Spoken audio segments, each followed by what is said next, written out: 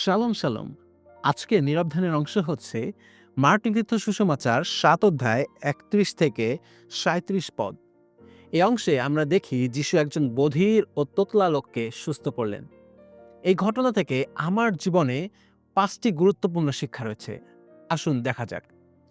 প্রথম বিষয় হচ্ছে যিশু গালিলে পরিচিত পরিবেশ ছেড়ে ডেকাপলিসে গিয়েছিলেন, যা ছিল বিদেশীদের এলাকা। তিনি প্রমাণ করলেন যে ঈশ্বরের করুণা কোনো নির্দিষ্ট জাতির জন্য নয়, বরং সবার জন্য।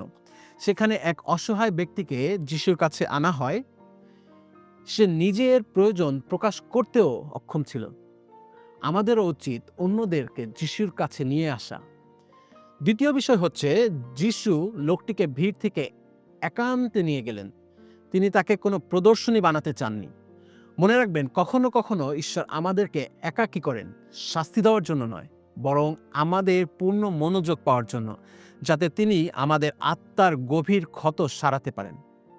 লোকটি শুনতে পেত না বলে যিশু তার কানে আঙুল দিলেন এবং জিভ স্পর্শ করলেন। এটি ছিল যিশুর ইশারায় ভাষা। যিশু আমাদের দুর্বলতা বোঝেন এবং আমাদের বোধগম্য ভাষাতেই আমাদের সাথে যোগাযোগ করেন।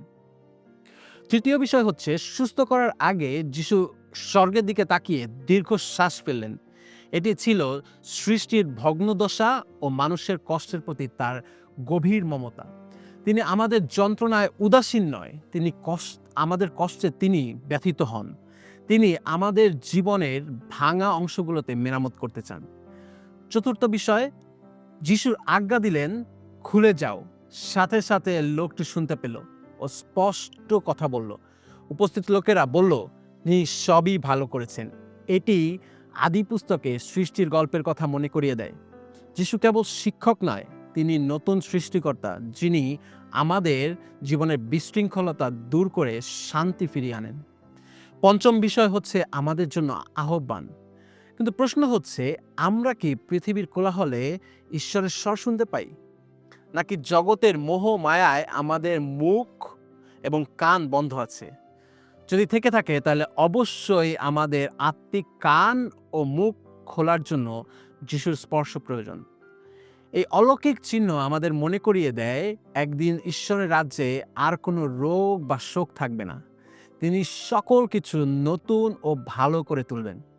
অতএব আসুন আমাদের জীবনের জড়তা ও বধিরতা নিয়ে যিশুর কাছে আসি।